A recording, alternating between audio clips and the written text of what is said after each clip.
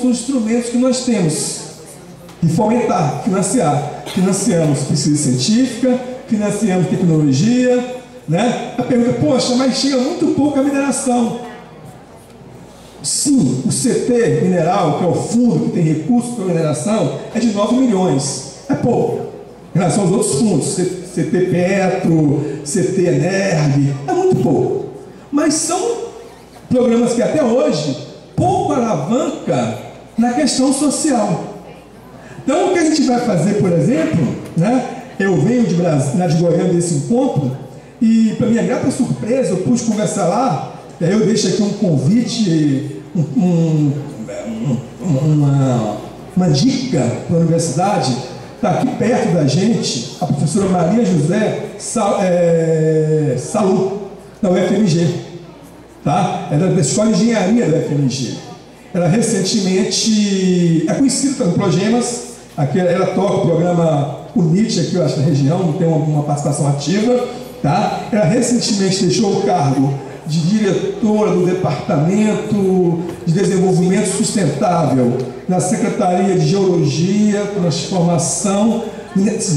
Mineração e Transformação Mineral do Ministério da Energia, e tem uma sensibilidade muito forte aqui para a região, né? Ela teve um projeto financiado pela FINEP, que eu peguei para dar uma olhadela, e ela vem com uma ideia que é aquilo que eu acho que fortemente o garimpeiro precisa. Aí talvez o Tarcísio pode confirmar que é a questão da extensão mineral. Ou seja, é necessário sim, porque o conhecimento que gera, por exemplo, numa escola de metalurgia ou numa escola de minas, tá? Esse conhecimento, ele é um conhecimento voltado para a grande mineração. É um conhecimento produzido quase sob encomenda para a grande mineração. O pequeno produtor, o pequeno garimpeiro, ele prescinde e está abandonado no que se refere a qualquer acesso ao conhecimento. Ele não tem acesso a conhecimento, não tem extensão para ele. Então, ela, baseada na experiência que ela teve lá em Brasília como diretora, ela conversando e da experiência do Progemas, como eu falei aqui na região, que a FINEP financiou, ela falou: Sandro, foi um recurso mínimo necessário, mas para a gente pensar a importância que tem para o garimpeiro levar conhecimento a ele, levar assessoria técnica a ele, através de uma figura simples, que é o agente de extensão mineral. E ela usa como exemplo de possibilidade concreta para isso, ela usa o agente da família. Vai em Setubinha, né? Minas Gerais, nós sabemos que tem uma questão importante, né? O Vale do Jequitinhonha é lembrado, né, pelo Vale da Miséria, desde a Estocolmo, em 1974, quando teve a primeira conferência, tratar a questão ambiental, a gente levou esse título, Vale da Miséria. E esse título, de certa forma, ele nos conheceu um pouco o Vale do Mucuri, né? Quer dizer, se você perguntar em termos de região, qual que é mais conhecido no Brasil, não há dúvida que o Jequitinhonha é muito mais conhecido que o Vale quem? Do Mucuri. Não tenho minhas dúvidas se os indicadores sociais do Vale do Mucuri são melhores do que do Vale do Jequitinhonha.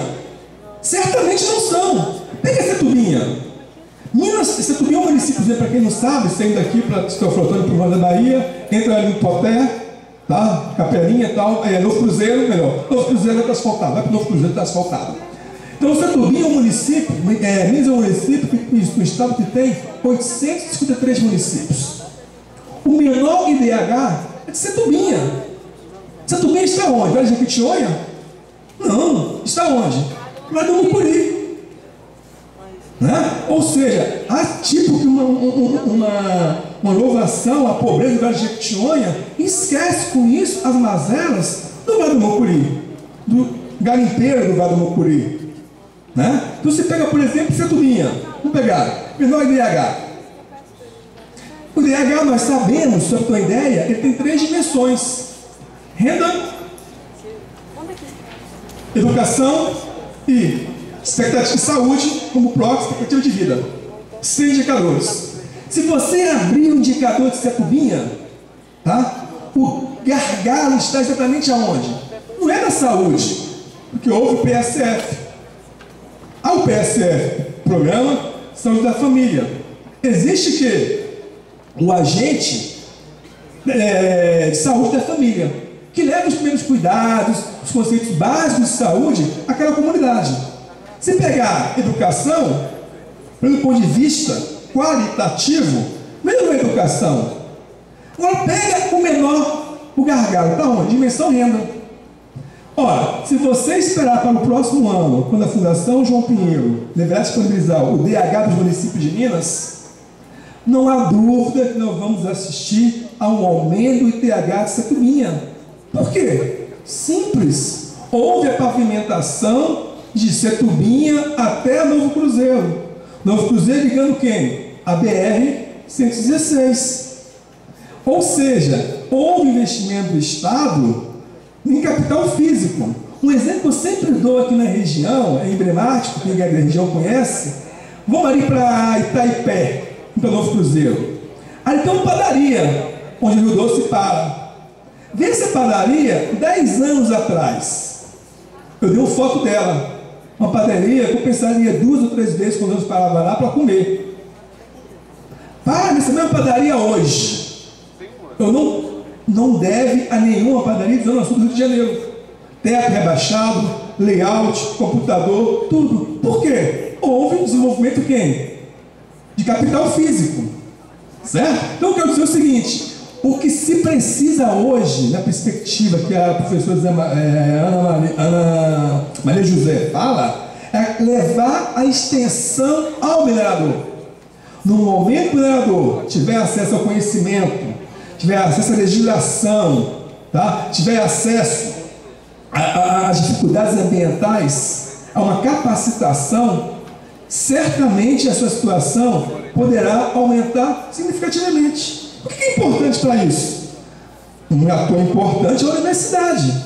Eu tenho aqui um vereador, tá, de Diamantina, o Tarcísio.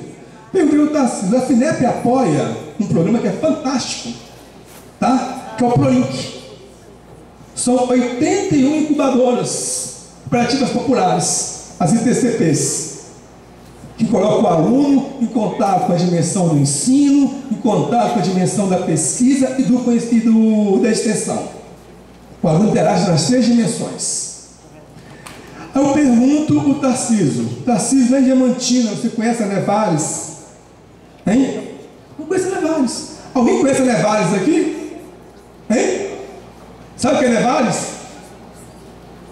Hein? Nevares é a incubadora tecnológica cooperativa popular da Universidade Federal do Vale do Tamucuri, apoiada pelo recurso FINEP.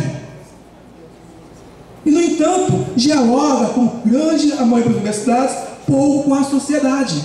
Por quê? Fica só na extensão. Fica só na dimensão da extensão. Não articula como o SOTEC. Não abre mão. É princípio no SOTEC. Extensão, pesquisa, ensino. É princípio. Eu me lembro nas aulas do Sidão, sou substituto, de uma participação muito incipiente, muito pouca. Naquelas aulas autogestionárias, a do SOTEC, participando. É princípio fazer o quê? Extensão indissociado do ensino e da pesquisa. Nós temos uma incubadora aqui na universidade, financiada com recurso público, com recurso do cidadão, que pouco reconhece, que pode fazer quem? A extensão, que pode fazer um diagnóstico e ver. Ora, é difícil organizar os garimpeiros. Vou dar um exemplo. Há um mês eu estava lá em Tiradentes. Não existe trabalho mais individualista do que o charreteiro de Tiradentes. Pessoa que faz charrete em Tiradentes, trabalha com charrete. Porque o trabalho que ganha é grana certa. Chega ali e senta, vai ganhar R$30 rodando em Tiradentes. Eu fui visitar um projeto de uma incubadora de São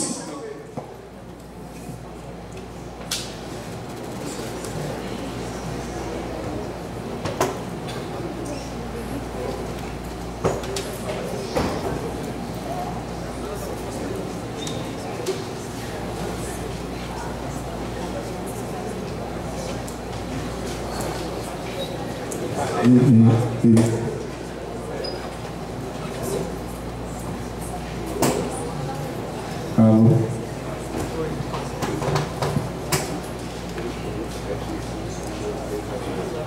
Alô? Eu fui em Tiradentes, né, que é mais mineiro das mineiras cidades, fantástico Tiradentes. Aí o pessoal com dificuldade enorme de conversar com os charreteiros, chamá-los para poder difundir a importância de organizar, a importância de mobilizá-los. Aí eu chamei, estava na praça, o professor Jânio, que é da ITCP, da São João do Rei, da administração de lá, professor doutor, e os técnicos incubadores estudantes. E na praça perguntei, apresentei, peguei a FINEP, que eu perguntei o seguinte a eles: vocês já comeram jiló? Eles: não. Você gosta de jiló? Não. Ora, por que você não gosta de jiló se não comeu jiló? Eles riram. Ou seja, eles não dão nem abertura para conhecer o projeto. A incubadora já tinha tentado a incubadora, tá? Talvez a Nevares tenha tentado fazer contato com os garimpeiros, tem tido resistência. Mas eu perguntei: olha, a FINEP é uma empresa, tá, que no momento que vocês se abrirem para um diálogo com a empresa, existem recursos do projeto que pode levar para vocês curso básico de inglês, atendimento ao turista. Se tiver uma ocupação do projeto com a incubadora, você pode colocar um adesivo na sua charrete. Na FINEP, aqui tem recursos FINEP. Comecei a começar as possibilidades de garimpar oportunidades para esses charreteiros. Acabou a reunião, meia hora, saímos e fomos caminhar para conhecer o corpo de Tiradentes. Logo após, veio uma liderança e falou: a gente quer marcar a reunião amanhã à tarde. Ou seja, no dia seguinte, já estava marcando uma reunião para conhecer o projeto de uma incubadora. Então nós temos oportunidades singulares, né, de levar conhecimento ao mundo do garimpo. Né? A gente tem recursos hoje de uma incubadora que pode. Tem que verificar as dificuldades quais são. Então, se você pegar aqui, só para finalizar, desenvolvimento sustentável, geração de renda, emprego e desenvolvimento sustentável local e regional, fica a nossa mandala. Indução de outras atividades econômicas na cadeia produtiva e no entorno do empreendimento mineiro, você pode pensar a questão do carro elétrico aí. Oferta de minerais essenciais para a indústria e necessidades nacionais, vou pensar a questão do lítio, por exemplo. Transformação mineral para a sustentabilidade. Isso foi quando eu estive lá em Goiânia. Ampliar os efeitos positivos locais, regionais e nacionais da rigidez locacional com a instalação de indústria na cadeia produtiva. Tá? Porque existe na questão da mineração, existe na geografia econômica de uma baixa territorialidade. Essa riqueza facilmente sai de um lugar, vão criar raízes. Existe uma baixa territorialidade. Maximizar o aproveitamento do material movimentado pela lavra. Por exemplo, aqui na nossa região, feldspato. A gente pensa muito aqui em gema. E o feldspato? É potencial. Não se pensa. E está cada vez um valor maior no mercado. Talvez o próprio garimpeiro não tenha noção desse valor econômico desse produto. O feldspato. Fortalecer a pesquisa científica articulada com as necessidades do setor mineral do país, importante. Garantir melhores condições de rentabilidade na cadeia produtiva. Aqui tem alguns APLs. Existe uma rede hoje chamada Rede APL de base mineral, tá? Que no último encontro de 31 de agosto lá em Goiânia aderiu um ato muito importante que vai ter um grande impacto na mineração, que aderiu um grupo de trabalho permanente, foi criado em 2002, 2001, ainda no governo FHC, tá? Que é para poder agrupar os diversos atores, tá?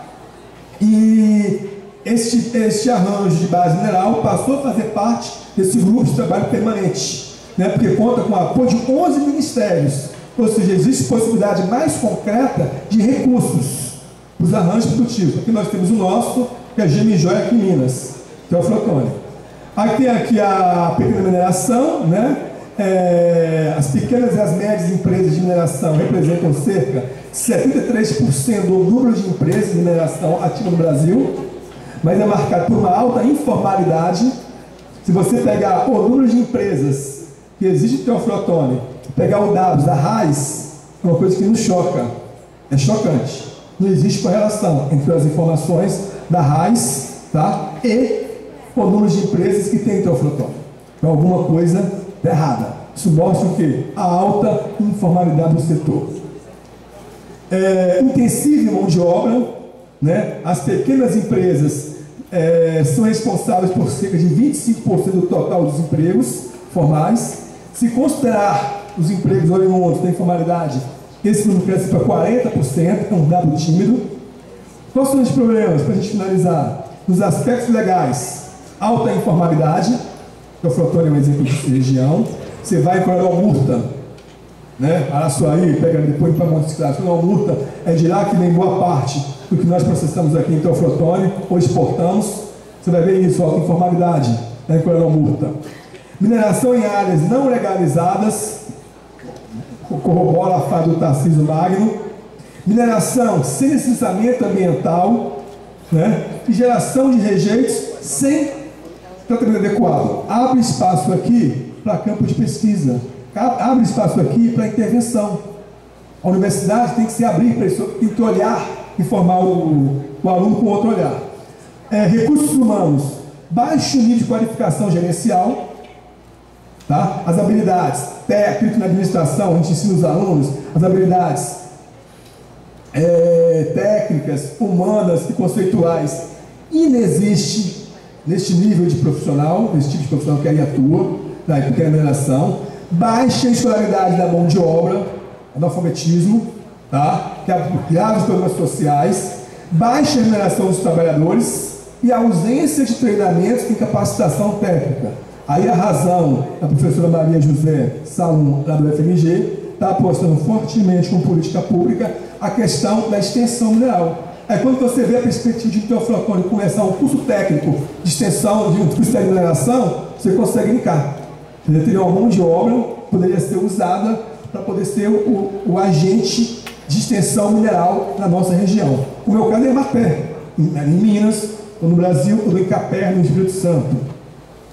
Produção e tecnologia, para fechar, baixa produção e produtividade, são problemas. Falta de controle de qualidade dos bens produzidos, aí abre espaço para a engenharia de novo, com ensaios físico-químicos, laboratórios. Elevado nível de perda nas etapas de lavra e beneficiamento, os produtos, feldespato, por exemplo, sendo desperdiçado, a potencialidade de uso disso. A ausência total de tecnologias sociais, tá? Inexiste no setor de mineração tecnologias sociais. Das 80 incubadoras, tá? Que a FINEP apoia para o Prolink, eu só identifiquei uma incubadora, a de UFPI, que desenvolve tecnologias sociais para uma cooperativa de garimpo lá no Piauí. Somente uma. E a ausência de método de lavra, tá? Então, com isso, eu queria deixar a minha intervenção e forçar essa reflexão, tá? Porque a mesa, ela tem esse título, esperança para muitos, riqueza para poucos. Mas em pouco tempo a gente pode, se não tiver um olhar, aqui foi o Marino falou, uma formação com um olhar mais humano, pode ser aquela possibilidade sim que eu apresentei, né? Esperança de poucos, pobreza para muitos. Com isso eu agradeço a minha participação e obrigado por ficar no contato.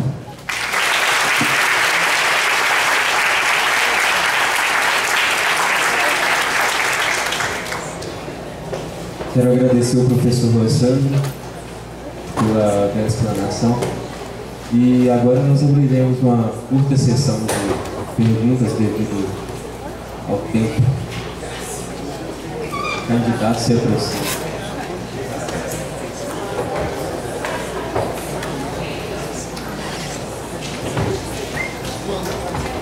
Bom, boa tarde mesmo.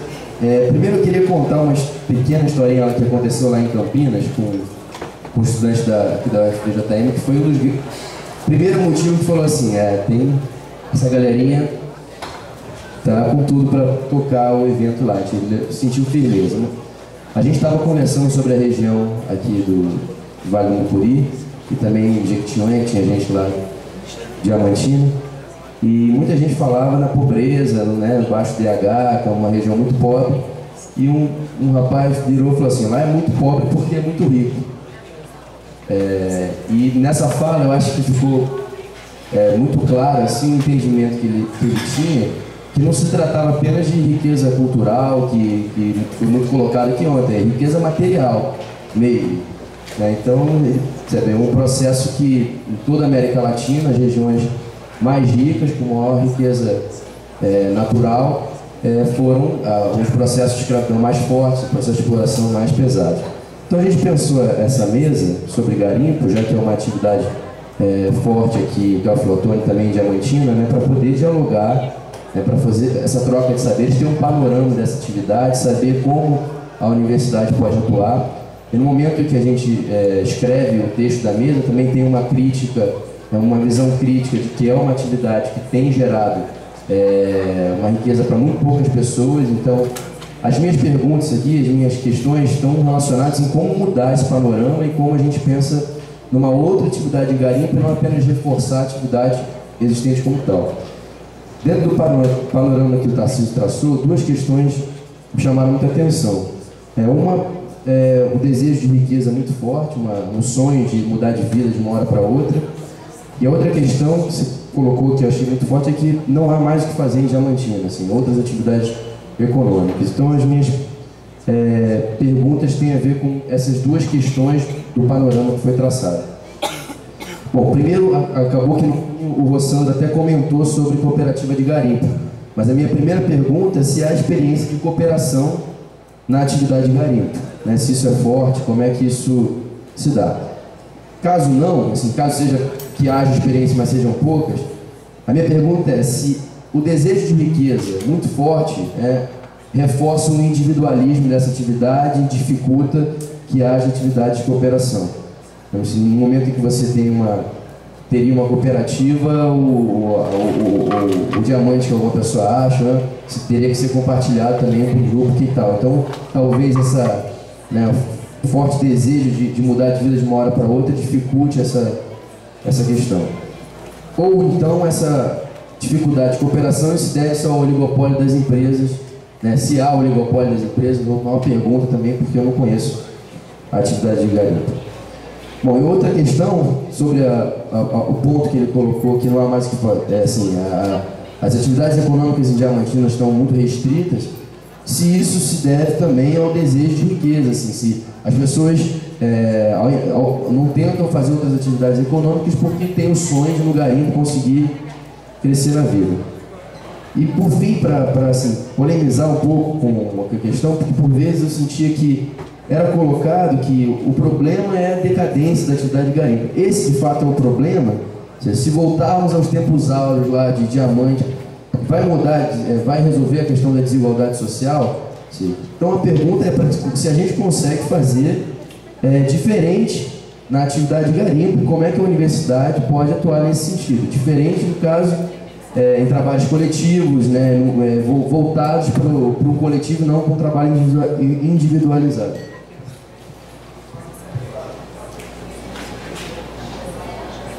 Pedir para o pessoal fazer a inscrição aqui comigo, quem quiser fazer pergunta, e pedir para tentar agilizar as perguntas, que à tarde a gente vai voltar 1h30.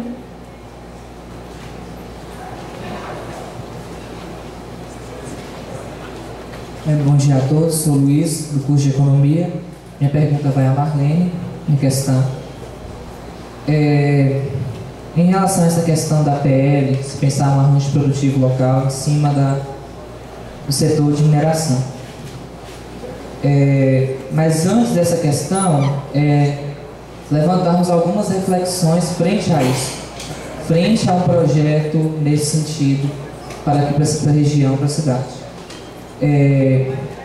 Se pensar um projeto primeiro sobre a lógica industrial ou sobre a lógica de uma economia solidária, se colocam as questões. E em cima dessa questão, a gente traz a reflexão da própria história.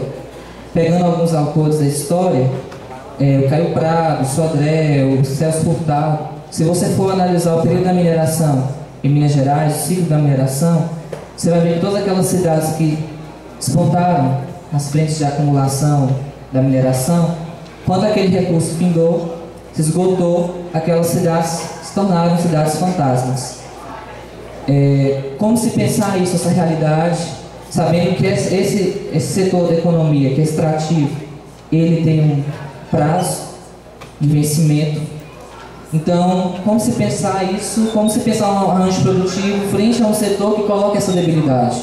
E mais do que isso, como se pensar esse setor em relação à própria conjuntura social que o permeia, que o constrói, a esse ser social, esse homem trabalhador que está nesse processo e que um dia vai se deparar com uma realidade onde o seu trabalho, onde a sua atividade, ela não é mais necessária.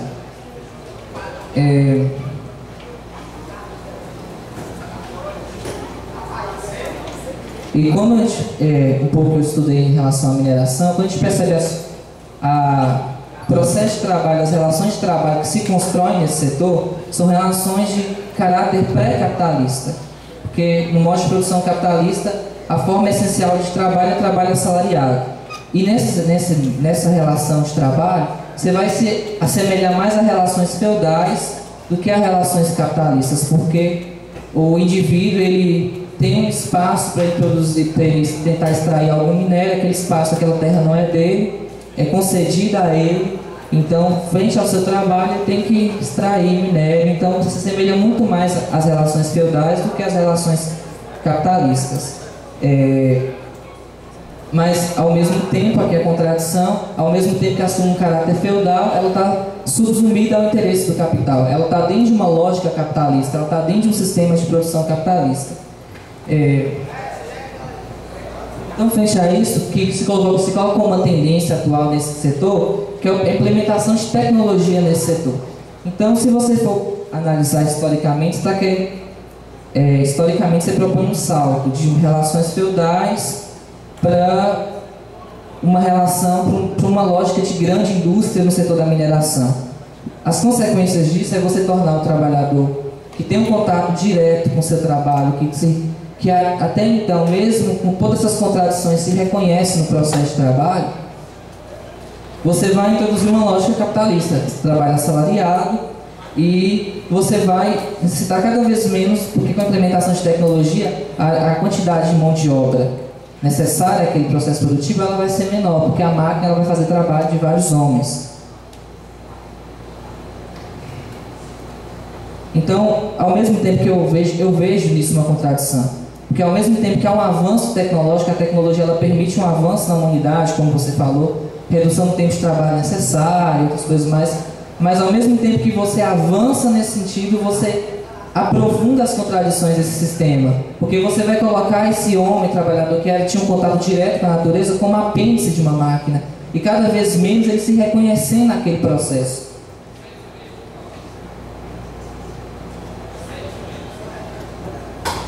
Então, com todo esse contexto histórico em relação aos limites concretos do sistema de mineração, eu finalizo minha questão questionando o seguinte: esse homem todo dessa atividade, como ficará quando esses recursos findarem? Então, a gente pensa, exige um esforço de se pensar um projeto nesse setor, mas ao mesmo tempo a gente traça um projeto como um curso para formação nesse setor, mas você cria mão de obra qualificada para um setor que tem um prazo de validade. E ao mesmo tempo, a gente sabe que as coisas na economia, nas relações de produção, as coisas não são só flores. Você disponibilizar tecnologia, você disponibilizar recursos, não significa que haverá um avanço, um desenvolvimento social. Ao contrário, as contradições elas só vão cada vez mais se aprofundando no sistema. Então, como pensar essa realidade que é contraditória em si? Economia. Luiz. Otávio, o pessoal do grupo de Engenheiros Sem Fronteiras de Viçosa está aqui e eles falaram que quem estiver interessado, na sala 301, 1h da tarde, eles estão fazendo uma reunião para estar explicando como é que é o trabalho deles, para quem tiver interesse. Bom dia a todos e todas. Ontem eu me apresentei como professora aqui da universidade, hoje eu vou me apresentar como cidadã dos vales. Do Vale do Itajaí, em Santa Catarina, por nascimento, e do Vale do Mucuri, Jequitinhonha, por escolha desde 2007.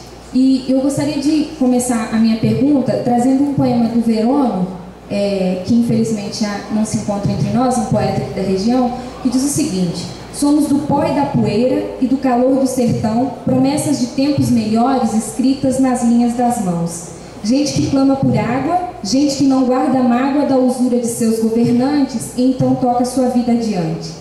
Ah, se esse canto vazasse e assim então entoasse no ouvido daquele que não conhece a cultura e o povo do Nordeste. Vale mais a nossa esperança, vale mais o congado e a dança, vale do Jequitinhonha e Mucuri. Venha que corre paixão, vale que não é miséria, cultura, talento e canção, do Verôno. Então, nesse contexto,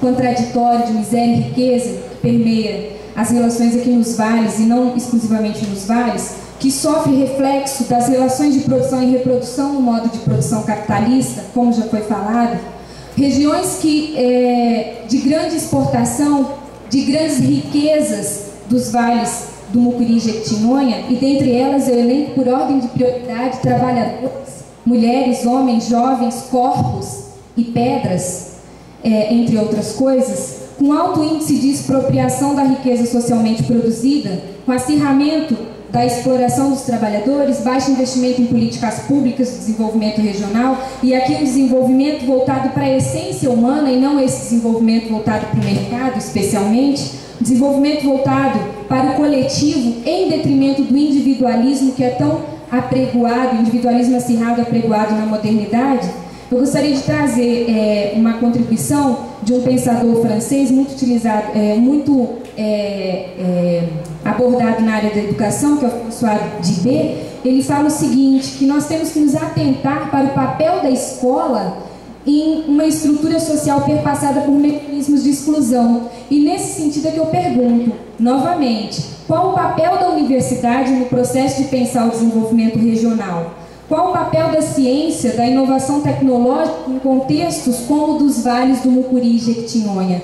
E aqui nós estamos com um encontro com o tema troca de saberes entre os vales e o Brasil, e nós temos falado muito dos vales do Mucuri e Jequitinhonha, e não podemos esquecer que temos estudantes de outras regiões também do país. E aí, a esses estudantes, eu gostaria de lembrar essa característica que eu falei anteriormente, da exportação dos trabalhadores dos vales. Eles estão por São Paulo, estão pelo Rio, estão pelos vários lugares do Brasil e também fora do Brasil.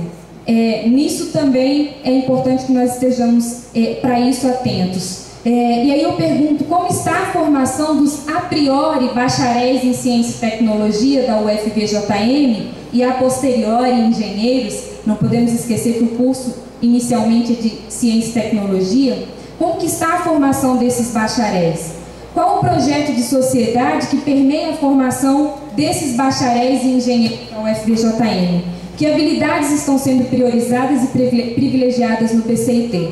Então, não necessariamente são questões específicas para a mesa, também não necessariamente nós encontraremos todas as respostas aqui, mas que esse momento ele possa também ser um momento no qual nós estejamos plantando sementes para pensar a formação dos futuros bacharéis em Ciência e Tecnologia da nossa universidade, dos futuros engenheiros, e que isso possa irradiar por todos os lugares onde também se irradiam as riquezas dos vales do Mucuri e Jequitinhonha. Obrigada.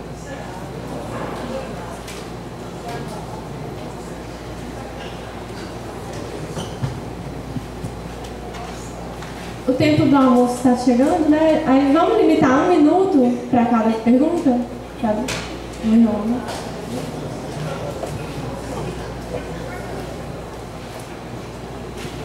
Bom dia, à mesa.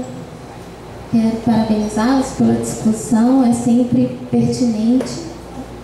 Antes de mais nada, gostaria de me apresentar. Eu sou Thalita, graduanda do curso de Pedagogia da Universidade Federal de Ouro Preto. E eu já descobri porque eu estou no encontro de engenharia, porque eu acho que quando se discute desenvolvimento social, a gente passa pela educação, né?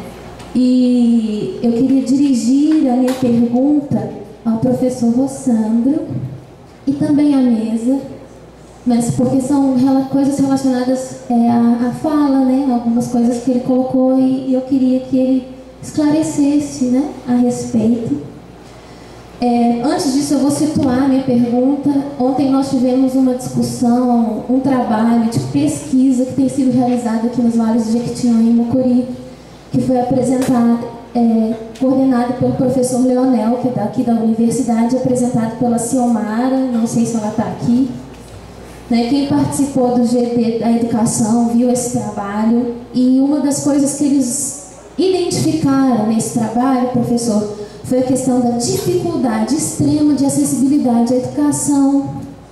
Existem alunos que têm que acordar 4 horas da manhã, isso se não estiver chovendo, porque se estiver chovendo fica impossível de ir à escola.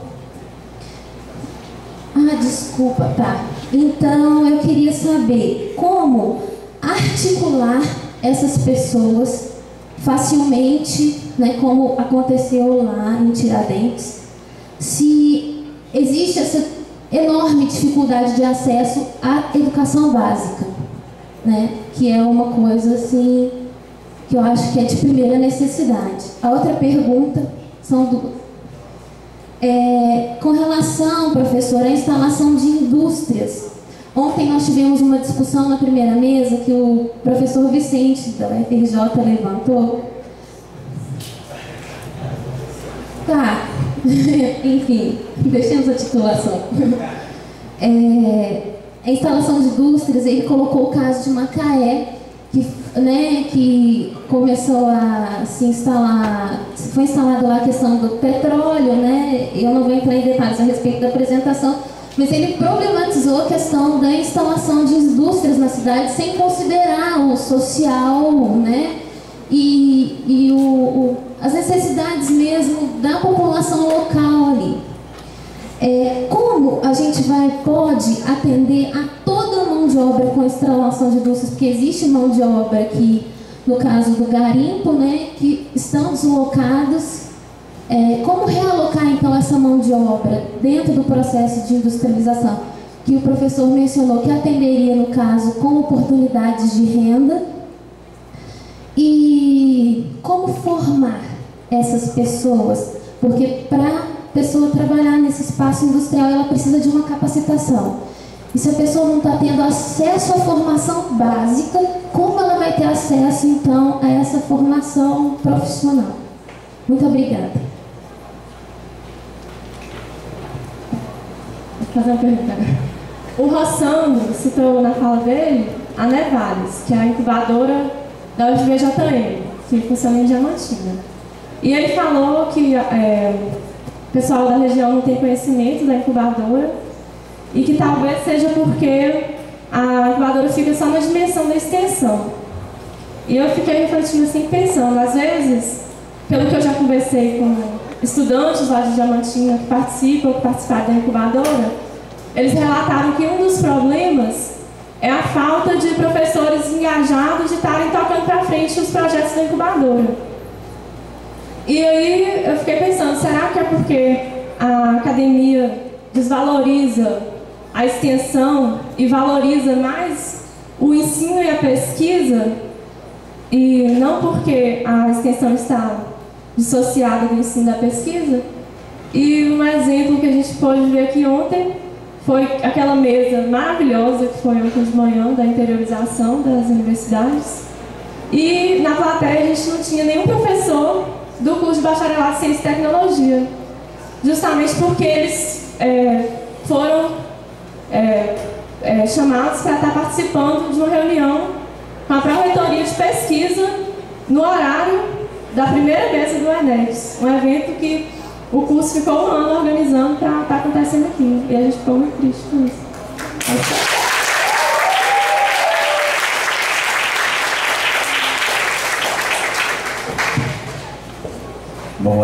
Boa tarde já, meu nome é Felipe, sou lá da Universidade Federal do Rio de Janeiro. Eu vou fazer 2 perguntas rápidas nesse minuto aí. Primeiro para o Tarcísio, a gente trabalha muito com a pesca lá, a gente tem vários projetos com a pesca, uma experiência que tem lá, e uma coisa que tem aparecendo cada vez mais é a coisa da gestão dos recursos pesqueiros. E aí tem umas experiências, particularmente na Amazônia, de, por exemplo, lagos, onde havia muito peixe, e uma coisa da exploração, os peixes foram acabando e tal, e que fosse construída uma política de planos de manejo, onde a comunidade, as pessoas, com aval de instituições governamentais e tal, começavam a construir regras de uso daqueles recursos. E aí, a partir disso, se definia quais as técnicas que se podia pescar, quem que podia pescar, então puderam tirar gente que vinha de fora pescar ali. E com isso eles permitiram um uso mais racional daquilo, com benefícios mais para os pescadores, moradores de lá. Inclusive tem o exemplo do pirarucu, que é enfático, que a pesca do pirarucu hoje é proibida, não pode pescar o pirarucu, à exceção dos lugares onde haja esse plano de manejo.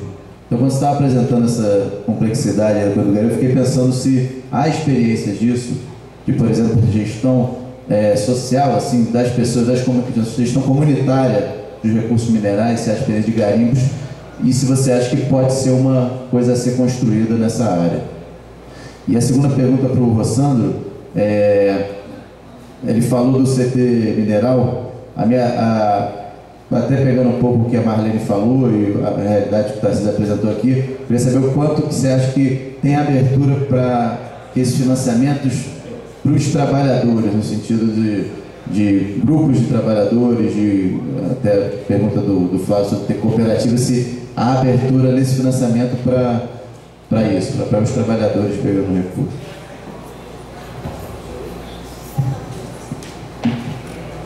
Sou Fernando. Pergunta para o Tarcísio. Pelo que eu entendi do teu papo, você trabalhou muito na execução com o pessoal do garimpo. Queria que tu contasse um pouco da tua experiência agora, que tu está numa área menos executiva. Como é que está sendo? Tu está há 2 anos? E como é que está sendo esse teu contato com os teus companheiros vereadores? Com os garimpos? Não. Você não é vereador também?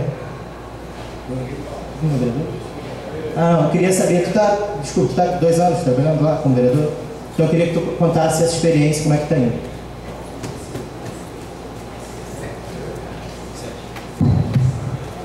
Meu nome é Vicente.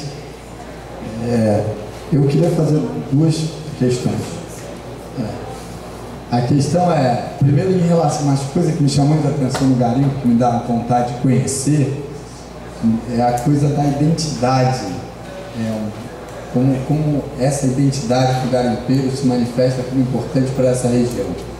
Eu estava conversando com a professora Marlene ontem, na hora do café, ela estava contando de como essa identificação do trabalhador com o seu processo de trabalho e todas as contradições que são inerentes a isso. Me lembra muito a coisa dos pescadores, o nosso convívio com os pescadores lá no Rio, assim, um cara que sai, fica 15 dias no mar, para poder voltar com o que ele conseguiu. E você não sabe o que você vai conseguir nesse processo. Eu queria entender um pouco mais disso, que vocês pudessem abarcar um pouco mais essa discussão. E a segunda, eu queria aproveitar que o Rossandro falou da questão das incubadoras, fez uma fala legal incentivando a questão das incubadoras. E a gente aqui, logo na abertura, a Clara estava aqui e o professor Claudemir disse que o Fórum de Economia Solidária daqui de Teófilo Otoni demandou à universidade a criação de uma incubadora em Teófilo Otoni. Aí eu queria que o Rossandro se manifestasse, enquanto analista da FINEP, de que ele pode apoiar essa intenção de financiar essa incubadora aqui em Teófilo Otoni.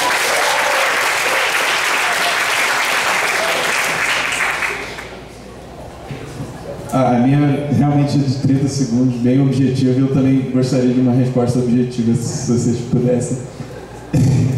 Eu gostaria de saber se é possível fazer atividade de garimpo e mineração sem degradação do trabalho humano, sem degradação do meio ambiente. Olá, meu nome é Ângelo, do 2º período. O Tarcísio colocou de forma bem explícita que Diamantina foi uma cidade explorada. Eu vejo, sou do BCP, eu vejo aqui no Teófilo Otoni como uma cidade que explora, porque ela não produz pedras preciosas e pega o título de Cidade Internacional das Pedras Preciosas, uma coisa assim. Isso, Capital Internacional das Pedras Preciosas, no geral. Eu gostaria de saber se não seria principalmente do senhor Rossano, se não seria ideal a abertura dessa comercialização, porque os barões das pedras preciosas ficam aqui no Teoflotone e os garimpeiros, na verdade, ficam nessas cidades pequenas, em bairros pobres e marginalizados. Eu gostaria que ele falasse sobre isso.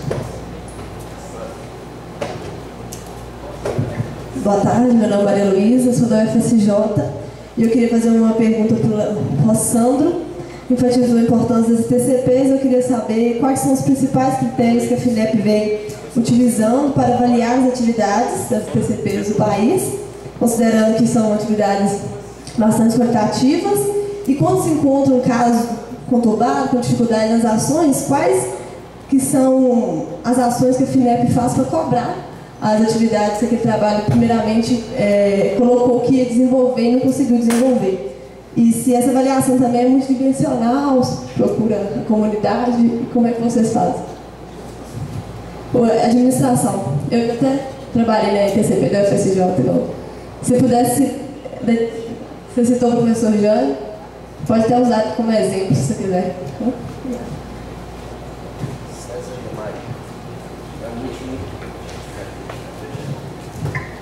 César, ex-UFBJM, agora UFV. Primeiro, Tarcísio, queria parabenizar você pela sua intervenção. Nós vimos o esforço, o seu esforço de tentar organizar. Você não é desse nosso mundo, a academia às vezes tem algumas regras, e eu acho que você trouxe do teu jeito um trabalho para uma troca de conhecimentos, no jeito dele. Então, parabéns pela sua contribuição, pelo seu jeito, muito simples e de muita contribuição. Aos demais também, Marlene já conheço, né? Eu, professor, eu sempre esqueço o nome, Rossano. Eu senti um clima muito bacana desde ontem, um clima muito bacana aqui, porque eu estive até junho aqui, eu estou vendo o pessoal do BCT, com meninos do Serviço Social, com meninos da Economia, está tendo um espaço bacana. O Enéas, eu acho que ele tem essa riqueza de estar unindo os diferentes e, sobretudo, pensando numa coisa mais coletiva, que eu acho super bacana. Então, eu vejo isso na tua fala, Vicente. Eu gostaria de ver isso no final. Isso aqui é uma sugestão minha. Gostaria de ver algumas saídas coletivas aqui, no sentido assim, qual é a nossa carta aqui no final desse encontro? O que é que fica para o Vale do Jequitinhonha? Porque esse vale, de fato, é um vale que precisa de projetos, precisa de ações, precisa de professores comprometidos que venham construir, efetivamente, né, alternativas proativas, né, críticas proativas para dentro disso. Então, eu gostaria de ver esse retorno. E não é só pergunta mesmo, né? O que é que vocês veem de possibilidade, dentro dessa direção que o Vicente coloca da ETCPs e outras possibilidades que seriam possíveis pensar no campo do garimpo e também no campo das experiências, como a Marlene tem colocado?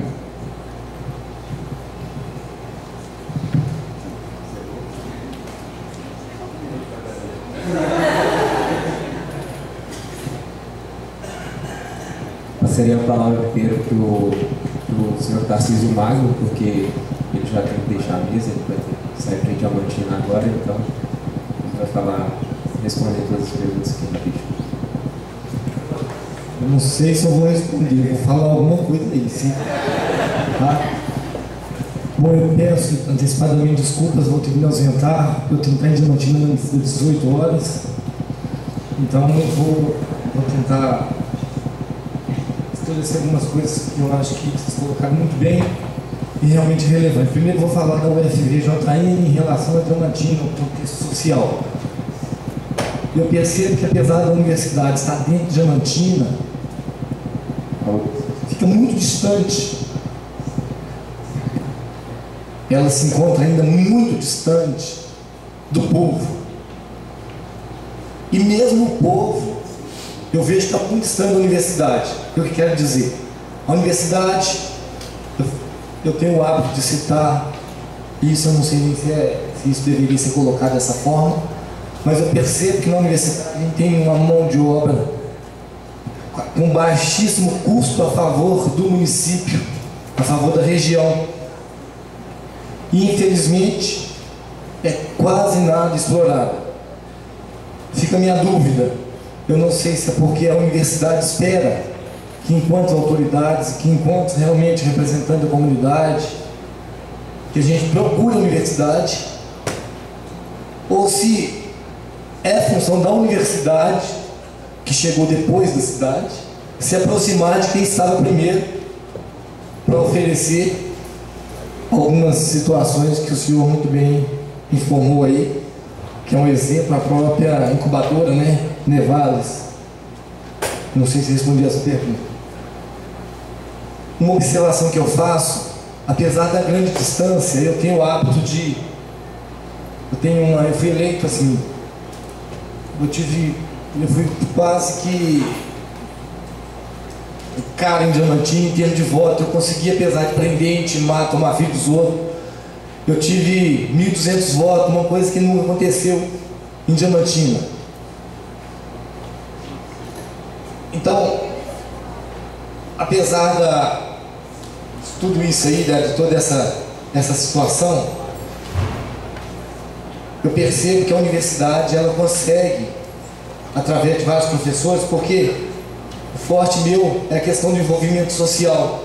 Inclusive eu tenho uma parceria, amanhã eu vou estar viajando para Milho Verde, um lugar maravilhoso, vocês estão perdendo de conhecer, que pertence à Serra, e vou estar indo exatamente com o curso de Educação Física da universidade para fazer um trabalho que está fora do município de Diamantina, para fazer um trabalho social, chama-se Ação, eu denomino como Ação de Cidadania. Eu não sei como que a universidade vai denominar essa ação, mas na verdade a gente oferece algum serviço. Então, eu, graças a Deus, eu sinto a universidade, tem muita boa vontade em estar participando de vários eventos que às vezes a gente provoca esse caminho, mas eu acredito que tem muito mais a oferecer.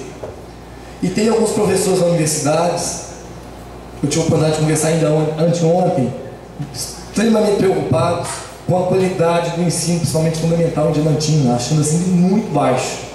E parece que há uma mobilização no sentido de tentarem algumas pessoas ali na universidade se organizar para levar alguma coisa positiva no sentido de educação para as escolas em Diamantina. Uma outra informação que eu acho interessante com relação ao garimpeiro, quando se pensa aí o que poderia ser feito a favor do garimpeiro, muito complicado. Primeira coisa, para se aproximar de um garimpeiro, ele precisa se identificar, ele precisa confiar. E ainda hoje, respondendo as duas perguntas, quando se pergunta com relação ao vereador e o garimpo, eu estou sendo uma aberração como vereador para o garimpeiro, porque havia-se uma expectativa muito grande com a renovação política de Diamantina, que talvez alguma coisa poderia surgir de repente e mudar uma realidade. Só que eu acho que a principal realidade que tem que ser mudada é a questão de valorização, reconhecimento do garimpeiro como uma classe, como categoria, passar o garimpeiro a ter direitos, ter aposentadoria, até porque é uma atividade que vem desde 1729. Então, se a gente não consegue reconhecê-los como realmente trabalhadores, fica muito difícil um diálogo no sentido de tentar conseguir uma organização.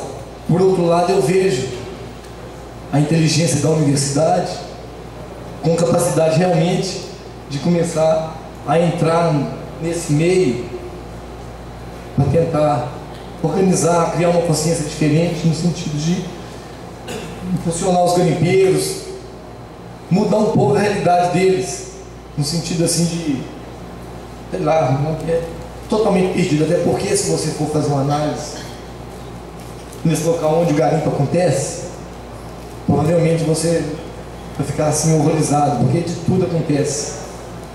Um local onde realmente não tem saneamento básico, as pessoas por dias, mais dias, você imagina ali que droga, prostituição, tudo acontece, Deus dará. E o cara ainda volta para casa sem o dinheiro. A expectativa de vida que essa pessoa pode ter. Então, infelizmente é frustrante enquanto político. E outra coisa, o que faz o político é o voto. Não me perguntaram se eu tinha uma bagagem de conhecimento para representar o povo. Eu entrei porque eu consegui ter voto. Aí hoje eu percebo que, na verdade, deveria ser diferente. A política deveria, a princípio, ter pessoas com conhecimentos, com envolvimento social para fazer parte desse cenário, mas o que precisa é só ter voto.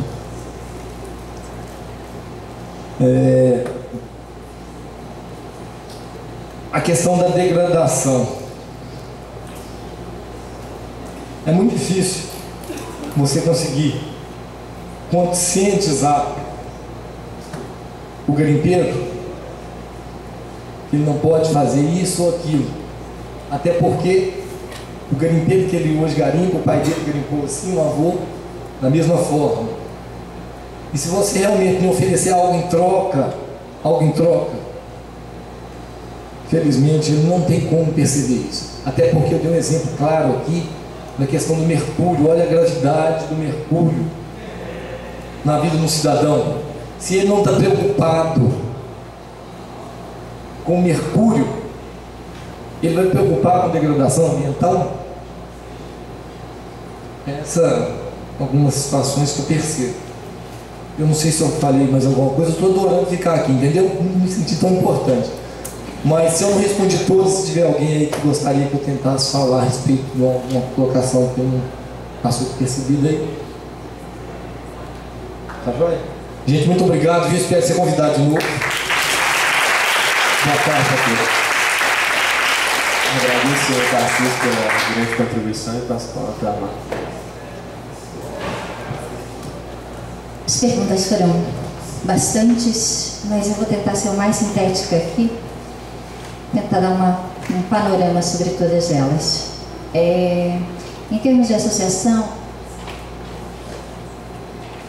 aqui em Teófilo Otoni nós temos a Compedras. Ela é uma tentativa de um trabalho associativismo, né? Tem pouca efetividade.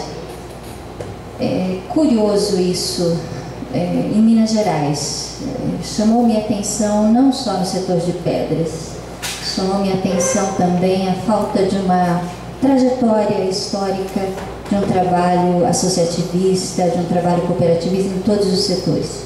Você vai ver a dificuldade do MST, talvez o movimento de barragens eu ainda não tenho uma organização um pouco mais forte aqui. Mas nos assentamentos, nos acampamentos, você vai ver uma dificuldade enorme da construção de um trabalho associativismo, não só no setor de mineração. Acho que tem a ver com a trajetória histórica de Minas Gerais. Você vai encontrar um povo muito desconfiado, você vai encontrar uma realidade muito dura, uns resquícios de trabalho, esse período escravo aqui no Brasil, do trabalho escravo, que talvez precise ser melhor entendido e estudado por que o elemento associativo, cooperativo, aparece tão fraco em Minas Gerais. Isso para mim foi surpreendente, diferente do Sul, diferente do Norte, diferente da organização indígena, diferente da organização de imigrantes, que você encontra sempre a busca por espaços coletivos. Aqui em Minas, especificamente, eu não encontrei essa busca por um trabalho associativo, essa unidade, né? Mesmo em se tratando daqueles trabalhos mais simples, de você fazer mutirão, de você construir casas junto, mesmo essas coisas mais simples, você vai encontrar dificuldades aqui em Minas Gerais. Em função disso, acho que dessa falta de uma trajetória histórica vinculada, você talvez encontre aí uma fragilidade em pensar processos associativistas. Mas, pelo menos nas conversas que eu tenho tido, tanto com os garimpeiros na região de Ouro Preto e Mariana, como as que nós tivemos aqui, você tem uma busca, mas a ideia, consciência de um trabalho coletivo, cooperativo, ainda precisa ser fortemente trabalhada, né? Ainda precisa ser fortemente construída, porque esse homem, ele não sabe o que fazer, ele não tem para onde ir, ele está desesperado. Você vai encontrar tudo nos garimpos, como fala o Tarcísio. Em Mariana, você vai encontrar um alto índice de tráfico e de uso de drogas, forte, chega a ser assustador, violento. Então, você tem aí elementos que é difícil trabalhar, é difícil construir, né?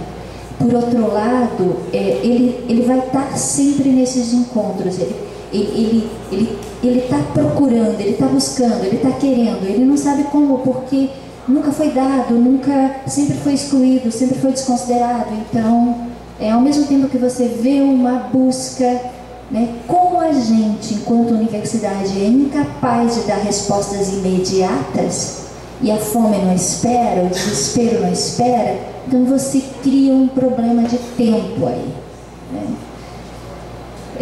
APLs, Luiz, eu não acho que seja o caminho.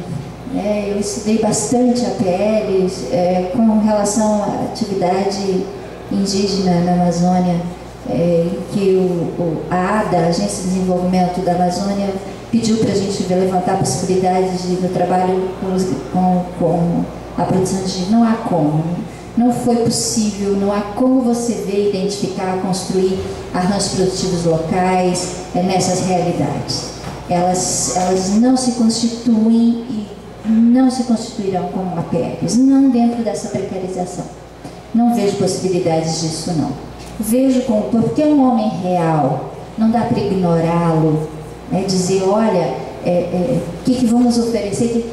É um homem real, esse homem existe, ele se identifica, Vicente, como garimpeiro. Ele vai se ver como garimpeiro. Ele vai dizer as pedras que ele conhece. Quando você pede para ele relatar o que são pedras, como são, o que é a terra, ele vai falar isso, ele tem domínio disso, ele vai se identificar como garimpeiro. E aí uma identidade forte, construída. Ele não é agricultor, ele cava a terra, ele cava buracos na terra. Ele não é agricultor, ele não é arrendatário, ele é o mais excluído deles todos. É o mais precarizado. Que eu encontrei o mais precarizado. Todos os trabalhos que eu já todos eles foram o mais precarizado. E, de novo, você encontra de tudo aí. De tudo. Acho que o próprio Caio Prado, Luiz, já vai apontar nessa direção. Esse homem é um homem que nasce já de um processo excludente, né? Eu tenho muita dificuldade em ver aí pré-capitalismo. Acho que pode ser travestido com aparência mas não consigo perceber que aí você tenha um pré-capitalismo que você possa identificar como algo nesse sentido. O que você tem é uma síntese histórica mesmo, de um homem que não consegue se fazer pelas mediações que nós construímos enquanto sociedade burguesa. Ele não tem espaço para ele, nunca teve. Ele já nasce, já brota, já é. O próprio Caio Prado, quando ele elementa, vai colocar isso, vai colocar com uma força brutal nos exemplos que ele usa, né, de como esse homem é completamente destruído. E vem sendo ao longo de toda a história. Então, qual o caminho? Por onde? Você não pode abandoná-lo. Você não pode dizer que ele não existe. Você não pode ignorá-lo. Vamos fazer uma sociedade socialista, botar... Não existe isso. O que o real aponta é que ele próprio está buscando alternativas. Quando vem para cá, quando abre espaço para nos receber e dialoga conosco, quando se monta uma associação e ele vem para a reunião, então ele próprio está abrindo espaço para que você possa construir alguma outra coisa, porque aquilo que ele tem não é suficiente. Quer dizer, ele como homem privado não tem mais como ser. Ele sabe disso, ele tem consciência disso, muito mais do que nós todos.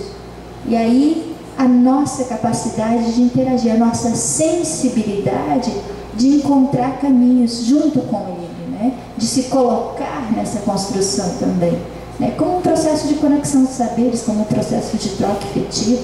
E aí ele sabe o caminho muito mais do que a gente. Ele conhece muito mais a realidade dele, ele tem muito mais saber nessa construção, nessa busca de experimentar a vida do que nós, né? E aí a nossa sensibilidade de ouvi-lo, de incorporá-lo, de estar junto, né? De se colocar nesse processo de construção. A gente tem chamado isso, como eu coloquei na fala, de você construindo nexos solidários. A forma que a universidade encontrou de fazer isso como mediação são as incubadoras. E pode ter críticas, mas é um espaço possível, né? Não é um espaço, pode não ser o ideal, mas é de uma beleza extraordinária. Você pode construir coisas fora do comum. São as mediações possíveis. Não dá para você viver num universo utópico e real. Então, incubadora tem sido uma mediação, e uma mediação interessantíssima. Associações, economia solidária, tem sido mediações que esses experimentos têm trazido para nós. O que nós temos feito é buscar entendê-los, incorporá-los dentro dos nossos limites, desse saber que também é processo construtivo. Então, um pouco isso. E eu aponto nessa direção, de você construir solidariedade, sim. Solidariedade como praxis, né? Não como aquela coisa teológica. Né? É isso. Obrigada.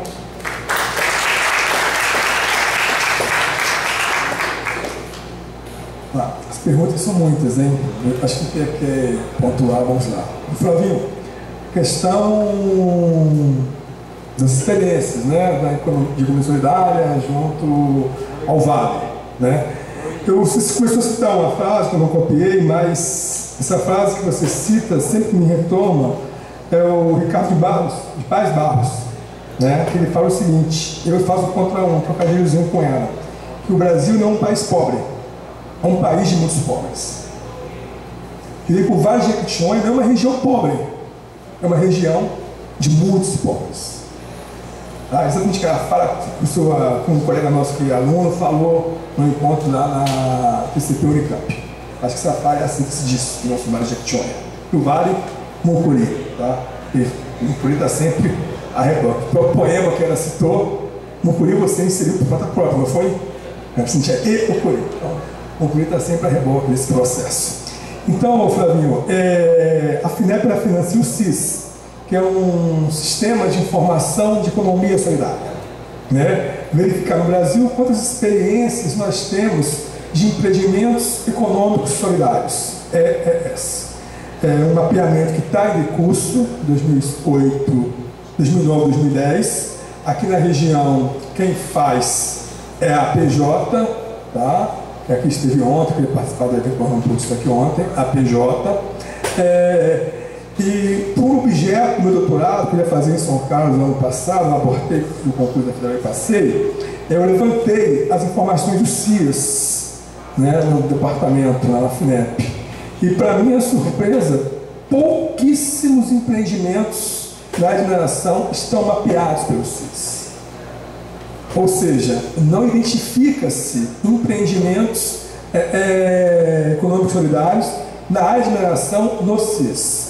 A questão, não sei se é a metodologia do processo de mapeamento, onde é que está o problema, isso vai ser uma coisa que vai ter que ser repassada ao Comitê Executivo de Brasília, porque é uma coisa... Porque experiência de cooperativas tem. Eu estive recentemente em Goiás, como eu coloquei, de incubadoras, nós só temos o caso da UFPI, Piauí, mas me surpreendeu muito o número de experiências de processo de cooperativas na área de mineração. Muito fortemente o estado de Goiás, né? Talvez mais do que Minas, processo histórico, guerra de Boabas, tal, quando os Boabas foram expulsos, tiveram que seguir caminho à frente, foram para Goiás. Lá identificaram ouro também, minério, né? Então Goiás é um outro estado que tem um potencial gemológico, mineralógico muito alto, né? E com a privatização que passou lá em Goiás, eles foram mais felizes no processo de privatização. Criaram um fundo mineral, né? Tem até aqui. Um fundo mineral é um fundo mineral do estado de Goiás, que o porte dele é da Secretaria de Indústria e Comércio, da Superintendência de Geologia e Mineração. O porte dele é para pequena e média empresa e artesanato mineral. São recursos que remontam hoje a 80 milhões de reais por ano, tá, deste fundo, e viabiliza a associação de trabalhadores, inclusive em cooperativa. Então, experiências tem. O que falta, na verdade, são políticas públicas que possam acenar para essas esse nível para esse tipo de trabalhador, né? Para esse tipo de trabalhador que historicamente foi excluído. Tá? É um trabalhador que nunca foi pensado. O próprio CIS não consegue captar. Tá? Na própria FINEP, na área social, foi com muito esforço que eu fui construindo um processo de negociação no departamento, porque qual a inserção que eu fiz no meu departamento? Foi entrar numa área de APL de base mineral. APL é algo extremamente neoclássico. Né? A literatura de APL vem do Alfred Marshall. São os distritos macharianos. A origem de APL está aí, são os distritos macharianos. De repente, no departamento de tecnologias sociais, e tem o Fonseca, tem o Fonsa, né? Tem o Vinícius, e eu falo, não, eu quero participar de APL. É maluco, tem que ver que departamento. Foi a forma que eu entrei de brecha para chegar aos empreendimentos econômicos solidários de base mineral. O BNDES estava nesse evento comigo, lá em Goiânia, e a Helena Lastes estava na mesa anterior e colocou o seguinte: o banco do BNDES tem um fundo social e nós temos aqui recursos para os empreendedores. Olha o ponto da tecnologia que se usa no BNDES: arranjos produtivos locais para baixa renda. Como é que eu posso ter um arranjo produtivo local que é fortemente focado em pequenas empresas, que através de cooperação junto com outros atores sociais, eu posso imaginar baixa renda? O que é baixa renda para mim, quando eu falo de baixa renda? São grupos que estão em processo de formação, são grupos historicamente marginalizados, são grupos que estão excluídos de direitos sociais, direitos de ser cidadãos. Né? Então, eu concluo que o máximo que eu poderia vislumbrar nesses empreendimentos seriam arranjos produtivos solidários, e não arranjos produtivos quem? Locais. Né? E como é que eu conseguiria, eu tive uma oficina no passado, de avaliação de projetos na FINEP, e na discussão eu falei, olha, uma possibilidade que existe, já que eu venho dessa literatura de arranjo produtivo, mas não comum dessa literatura, como solução para regiões de vazios econômicos, seria nós criarmos os arranjos produtivos solidários e educacionais. Como você colocar a educação freiriana, a sua pergunta está respondendo, né? Processo de formação, de mobilização, de conscientização, dá ao indivíduo pertencimento, processo de pertencimento, empoderamento. E isso acho que é o caminho. Você vai da residência escola de Minas Gerais, do Jequitinhonha, eu tenho uma experiência, você vai ali no Chinô, e no Chinô depois de Queixada, indo aqui. É muito forte ainda a questão da escola multisseriada. O que é a escola multisseriada? É uma casinha tipo aquela que a Marlene mostrou, tá? Dos garimpeiros, onde tem 5 ou 8 crianças estudando, com um professor que geralmente é leigo, não tem formação pedagógica, e normal superior é leigo, e dá aula para a criança no mesmo espaço, primeira série, segunda, terceira e quarta. Ora, vamos tirar esse processo. Mudou a escola multisseriada, colocou a escola nucleada. O que é a escola nucleada? Por localização, você faz um estudo de localização, vamos nuclear uma escola. Tem transporte escolar, quando não chove. Só que o transporte começa a passar às 4 da manhã. A primeira criança que vai ser apanhada para ir para essa escola, que começa às 7, antes tem que fazer a rodagem. A gente chama aqui no vale de rodagem, andar até a estrada. Tem que chegar na rodagem às 4 da manhã, às 4h30. Quando chega a escola é às 6h30. A aula acaba às 11. Até o ônibus deixar essa criança em casa depois é 1h30 da tarde, 2. É uma jornada que começa às 4 da manhã e termina às 14 horas. É um processo complicado. E a questão de estradas que não ajudam. Aquilo que eu dou um exemplo, né? Ao lado do capital social, outro capital importante para se desenvolver aqui na nossa região é o capital físico. Exemplo é essa tubinha, exemplo é aquela padaria que eu coloquei.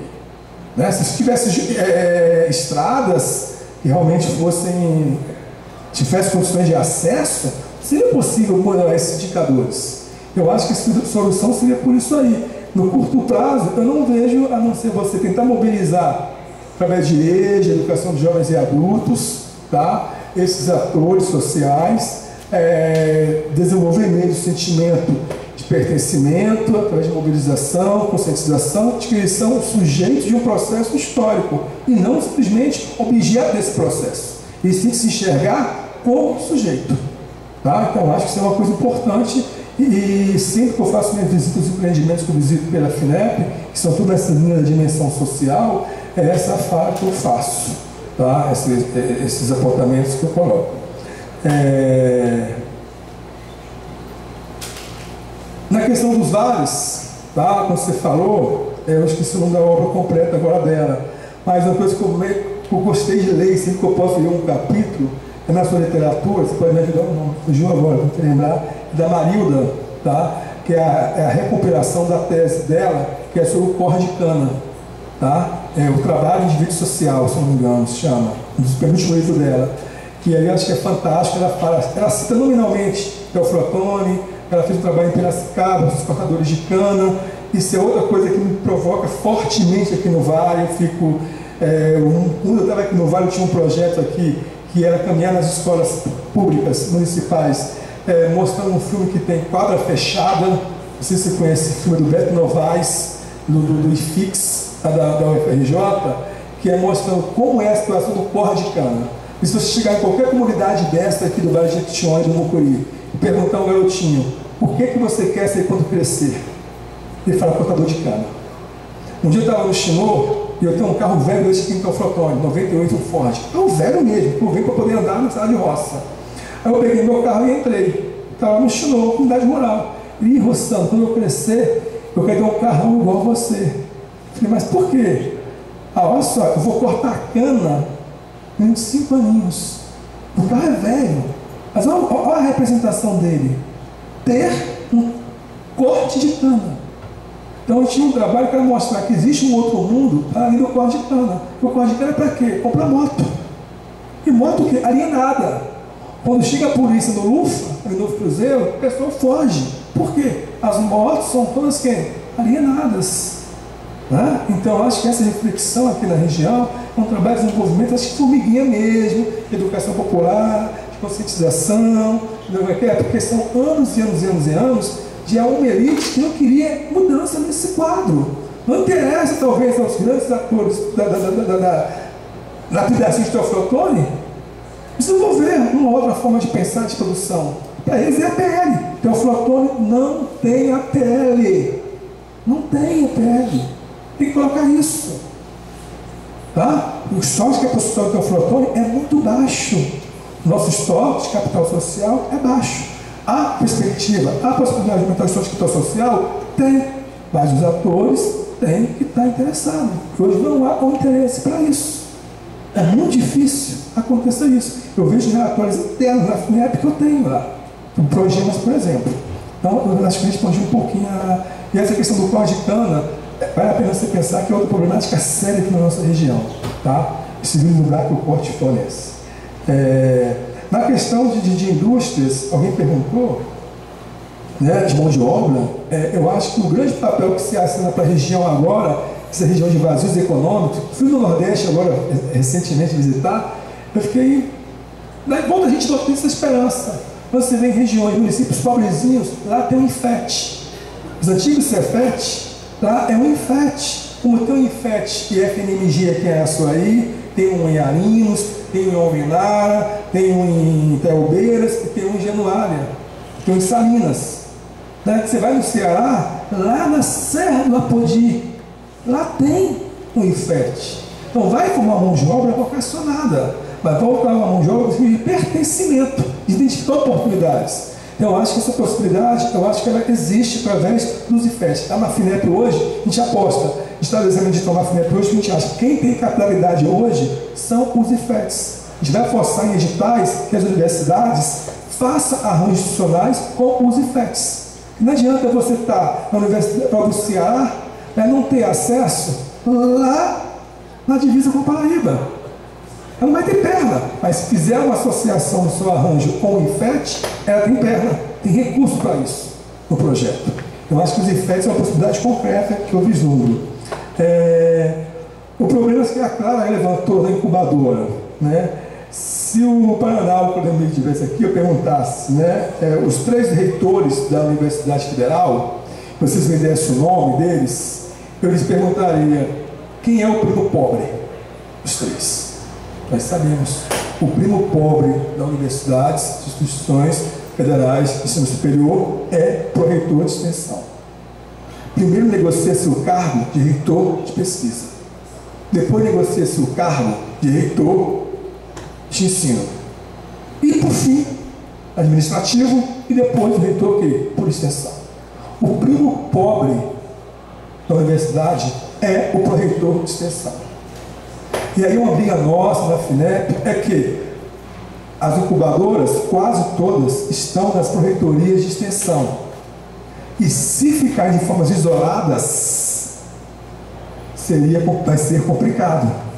Elas têm que buscar interações sucessivas com as outras pró-reitorias de pesquisa e de extensão. A pró-reitoria é o primo mais pobre da universidade. Então isso levanta bem a questão, porque se você faz a extensão, a sua pontuação curricular é uma, quase nada. Se você faz pesquisa, a sua produção curricular é outra.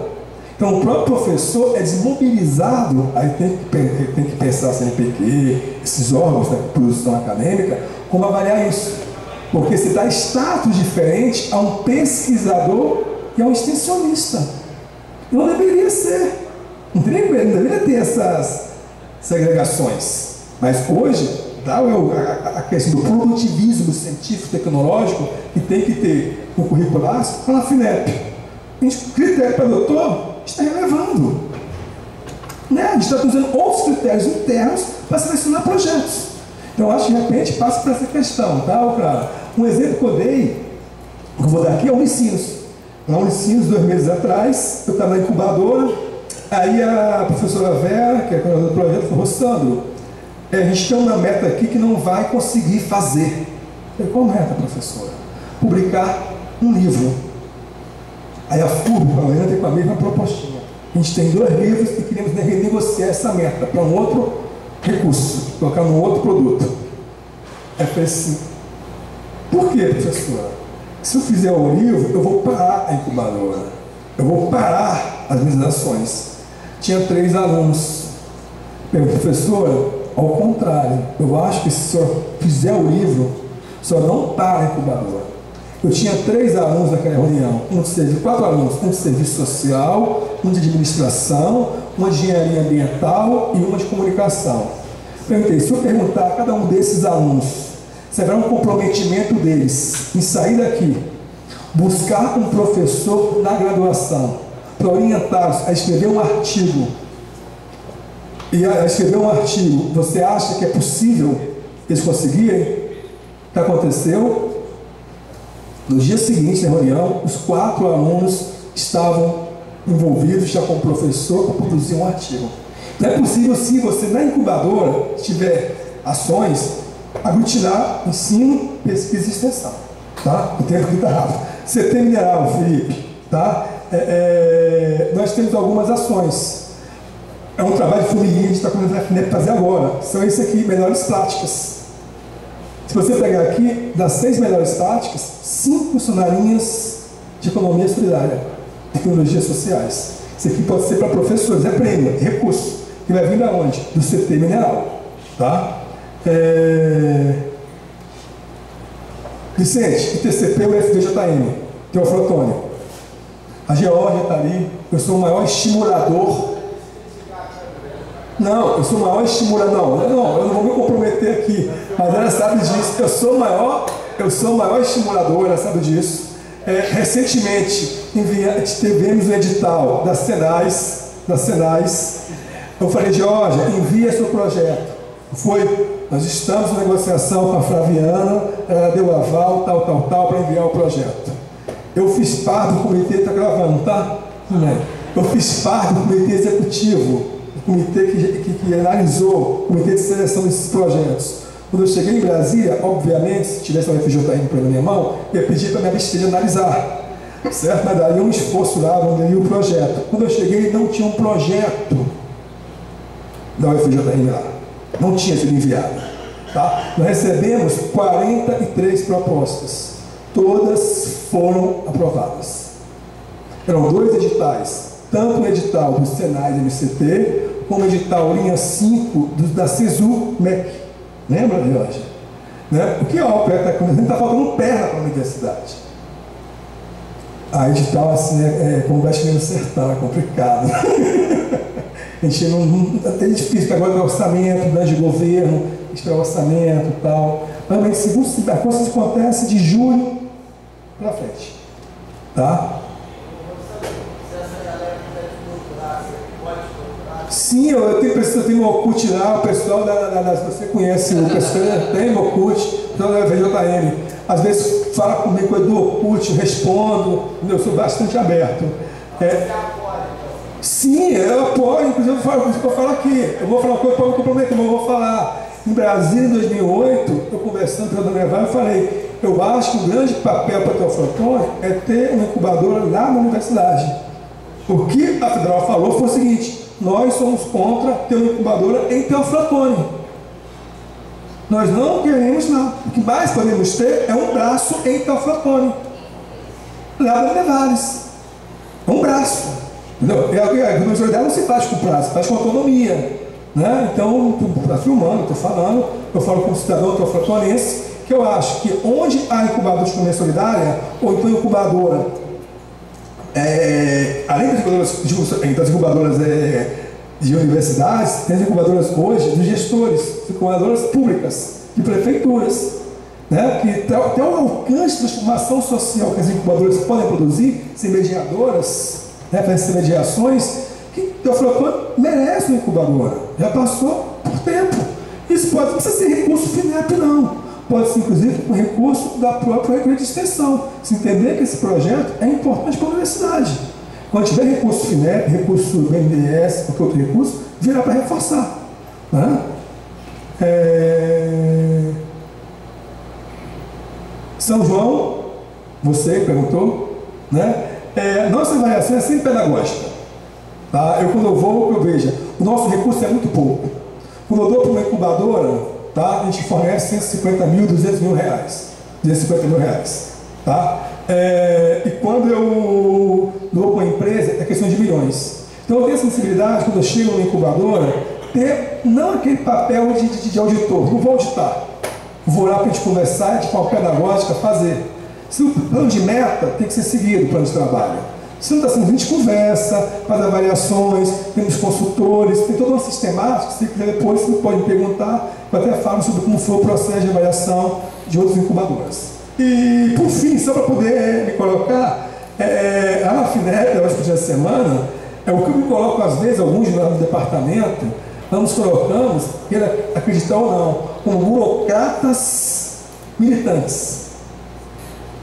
Entendeu? Nós somos burocratas militantes. Porque nós estamos nesse segmento, nessa área, e a gente tem afinidade com elas, tem alinhamento até ideológico com elas.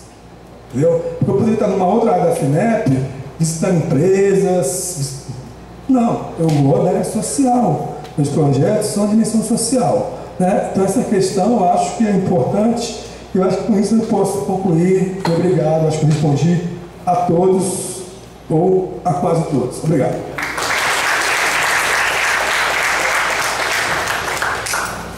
Queria agradecer os professores e todos que estiveram presentes até agora. E até 1h30.